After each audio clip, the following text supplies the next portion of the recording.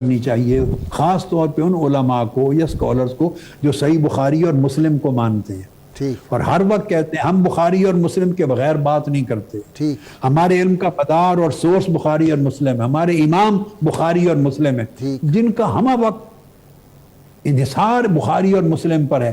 آئیے ذرا آج میں بخاری اور مسلم اور تصوف اور صوفیاء کا کنیکشن بتاتا ہوں۔ ماشاءاللہ۔ یہ جو کتاب صحیح بخاری ہے امام بخاری نے لکھی اور 256 ہجری کے قریب وفات پا گئے۔ یہ امت تک صدیوں بعد امت تک آپ کے ہمارے ہاتھ میں کیسے پہنچی؟ بڑا عجیب سوال ہے۔ امام بخاری نے لکھی مگر صدیوں بعد کے زمانوں میں جس طرح قرآن مجید نسلاً بعد نسلاً تواتر کے ساتھ امت تک پہنچا، صحیح بخاری بطور کتاب اور صحیح مسلم بطور کتاب روایت ہو کر ہم تک اور آفاق عالم تک، مغرب اور مشرق تک دنیا میں علماء کے پاس کیسے پہنچی کہ یہ کتاب ہے صحیح بخاری جو امام بخاری نے لکھی تھی۔ ٹھیک۔ اور یہ وہ احادیث ہیں، کہیں ایسا تو نہیں کہ کسی نے کتاب بدل دی ہو، رد و بدل ہو گیا ہو، چیزیں کمی بیشی ہو گئی ہوں۔ تو اس کی اتھارٹی اوتھینٹسٹی کیا ہے وہ سنیے۔ خلاصہ میں بتانا چاہتا ہوں، بیشتر راوی صحیح بخاری کی کتاب کے امام بخاری کے تلامذہ اور ان کے بعد جن کے ہاتھوں سے صحیح بخاری امت تک پہنچی وہ سب صوفیاء تھے، بیشتر صوفیاء تھے۔ واہ واہ واہ، اچھا جی۔ راویان صحیح بخاری جن کے ذریعے امام بخاری کی لکھی ہوئی کتاب امت کے علماء تک پہنچی، بیشتر اکثریت ان کی صوفیاء تھی۔ اب میں آپ کو ایک علمی چیز بتاتا ہوں۔ امام بخاری کہ براہ راست شاگرد ہیں امام فربری، نوٹ کیا جنہوں نے، ان کے براہ راست شاگرد ہیں امام کشمیہنی۔ امام کشمیہنی، یہ جو امام کشمیہنی ہیں یہ صحیح بخاری کے آگے امت تک نسلوں تک راوی ہیں۔ ادھر حدیث میں وہ امام فربری کے شاگرد ہیں کشمیہنی، جن کے ذریعے صحیح بخاری ہم تک پہنچی اور امت تک پہنچی، اور دوسری طرف بغداد میں تصوف میں امام محمد جعفر بن محمد نصیر الخلدی کے تلمیذ ہیں، مرید ہیں، وہ جلیل القدر صوفیاء میں تھے۔ حدیث میں امام فربری کے تلمیذ، تصوف میں امام خلدی کے تلمیذ۔ بولیے، اس طرح علم حدیث اور علم تصوف و معرفت جڑا ہوا تھا۔ اگر آپ اعتماد تصوف اور صوفیاء پہ ختم کر دیں تو صحیح بخاری کی اوتھینٹسٹی کا سورس آپ کے پاس نہیں رہتا۔ واہ واہ۔ آپ کہہ سکتے ہیں کہ یہ بات کہاں آئی ہے، بہت بڑی بات کر دی، کہاں آئی ہے؟ تو امام کشمیہنی کے حالات زندگی آپ کو اگر 100 کتابوں میں ملیں تو 100 کی 100 اٹھا کے پڑھ لیں، آپ کو تصدیق مل جائے گی۔ اب لوگ کتابوں کو پڑھتے ہی نہیں ہیں، سوشل میڈیا کا زمانہ ہے، گھر میں بیٹھے یوٹیوب پر جو الا بلا دل میں آئی رت و یابس کہہ دی، لوگوں کو بہکا دیا، گمراہ کر دیا۔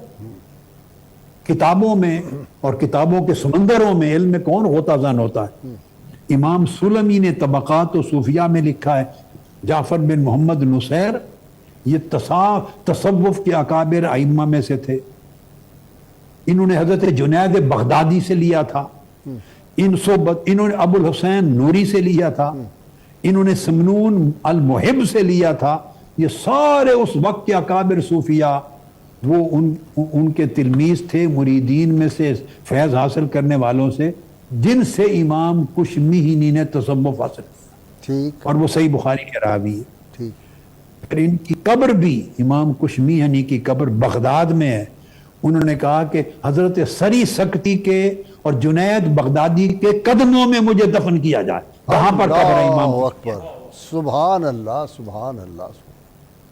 بغداد میں قبر ہے۔ یہی بات امام حافظ ابن حجر عسقلانی نے لکھی ہے کہ وہ جعفر بن محمد بن نصیر الخلدی هو صوفی المشہور، اور وہ شیخ امام کشمیہنی کے۔ یہ امام ابن حجر عسقلانی نے لکھی اپنی کتاب تبصیر المنتبہ بتحریر المشتبہ۔ وہ تقریریں کرنے والوں کو تو کتابوں کے نام ہی معلوم نہیں۔ تبصیر المنتبہ امام عسقلانی کی، اس میں انہوں نے لکھا ہے کہ وہ صوفی۔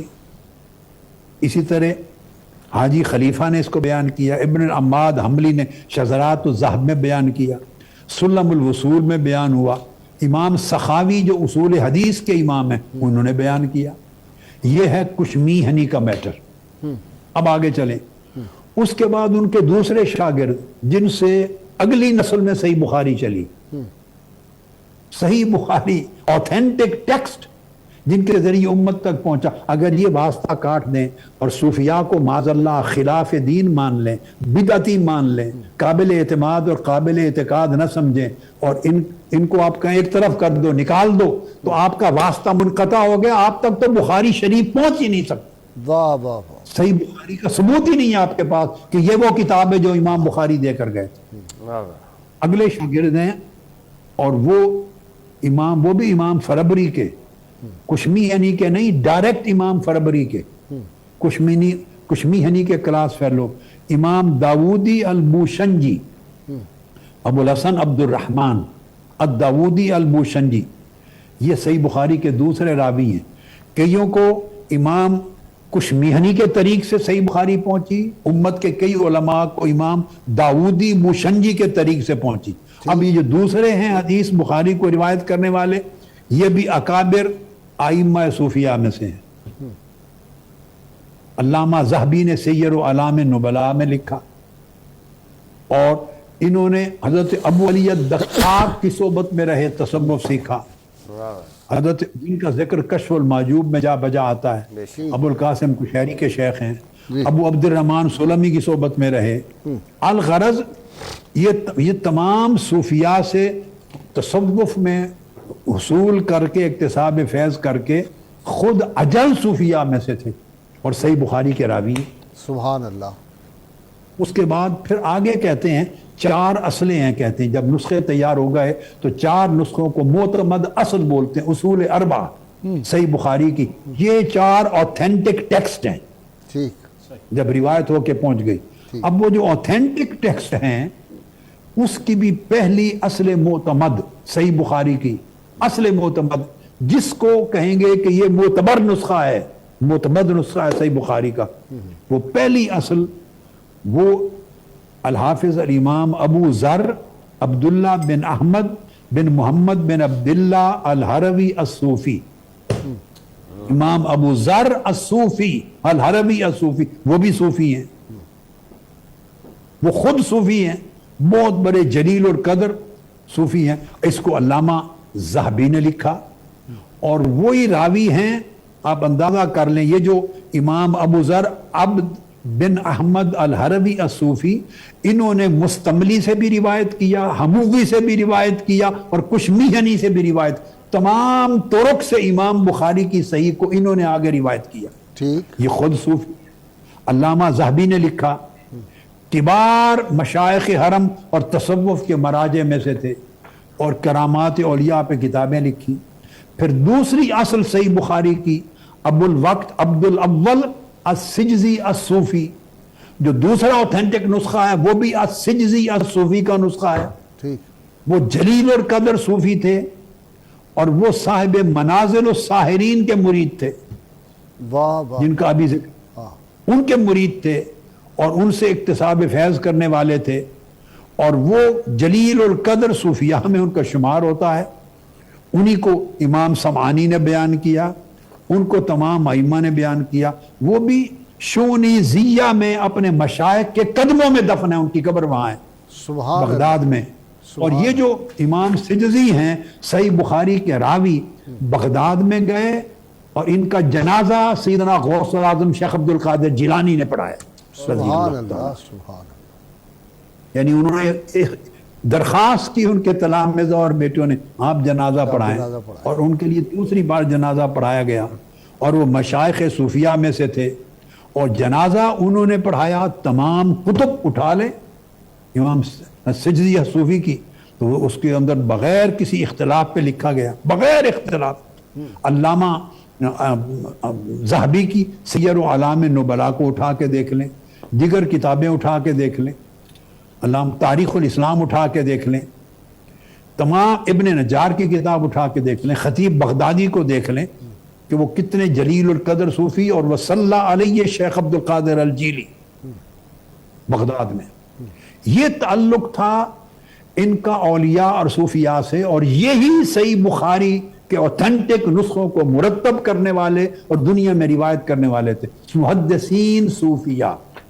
صحیح بخاری غیر صوفیاء محدثین کے ذریعے امت تک نہیں پہنچی, وہ محدثین صوفیاء کے ذریعے پہنچی. سبحان اللہ, سبحان اللہ. ان کو ابو الوقت کہتے ہیں.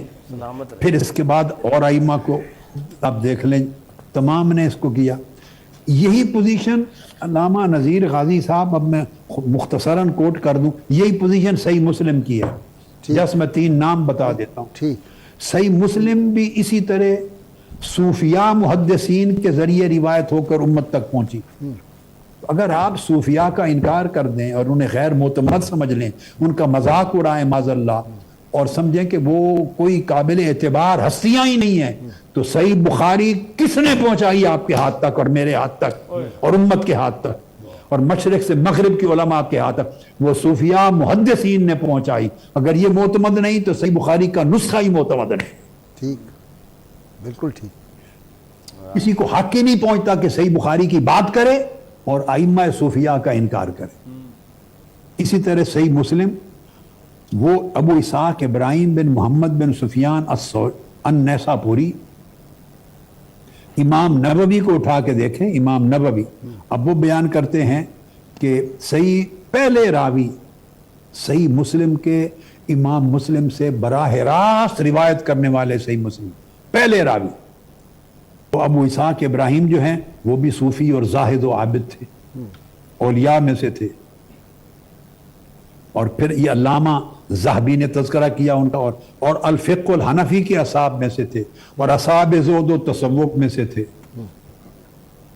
اسی طرح صحیح مسلم کے سب سے بڑے راوی ان کے بعد, اور کہا جاتا ہے کہ روئے زمین پر صحیح مسلم ان کے ذریعے پھیلی, وہ ہیں امام ابو احمد محمد بن عیسیٰ الجلودی النیشاپوری.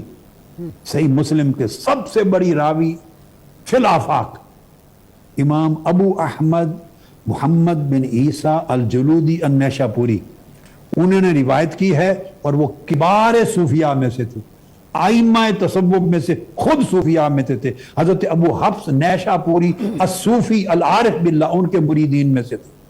سبحان اللہ. اور اس طرح امام حاکم نے بیان کیا, علامہ ذہبی نے بیان کیا یہی چیز. اور ان کے بعد یہ کہتے ہیں جب ان کی وفات ہوئی تو صحیح مسلم کی روایت دنیا میں ختم ہو گئی. اب کے پاس انہی کی روایت ہے, اور یہ بھی صوفیاء میں سے ہیں. یہی ابن الاسیر, آپ جس کتاب کو اٹھائیں گے آپ کو جو بات میں نے بتائی اصول ملے گی. اور امام جلودی کے بعد آگے امام عبد الغافر الفارسی النیشاپوری نے صحیح مسلم کو روایت کیا. امام جلودی کے بعد وہ عبد الغافر الفارسی النیشاپوری اور ان کے شاگرد ابو عبداللہ محمد بن الفضل الفراوی جس طریق سے صحیح مسلم آگے پہنچی وہ پھر صوفیاء میں سے. وہ امام ابو القاسم القشیری جن کا رسالہ قشیریہ ان کے تلامذہ اور مریدین میں سے ہیں. ابن عساکر نے لکھا, امام نووی نے لکھا, اور تمام علماء, اور ان کا تذکرہ جا بجا کشف المعجوب میں بھی ہے, رسالہ قشیریہ میں بھی ہے, اور دیگر کتب میں ہے. اب میں نے آپ کو دراصل یہ بات سمجھانا چاہی کہ جو ائمہ حدیث ہیں جن کے ذریعے علم حدیث ہم تک پہنچا ہے, اور اگر علم حدیث اور علم السنہ پہ ہم اعتماد کرتے ہیں اور دعویٰ کرتے ہیں کہ ہم بخاری مسلم کے ماننے والے ہیں, بھائی 1200 سال کے بعد بخاری مسلم آپ کے اور ہمارے ہاتھ میں کیسے پہنچی ہے؟ کسی طریق سے پہنچی ہے نا, ایک سلسلہ ہے. تو جن ہستیوں نے اس حدیث کو, بخاری اور مسلم کی کتاب کو روایت کیا, نسخے مرتب کیے, اصل بنائی اور اتھینٹک ہو کر آگے امت تک وہ روایت پہنچی, وہ ان کی اکثریت 90% وہ صوفیاء محدثین ہیں. ڈاکٹر صاحب چونکہ آج کی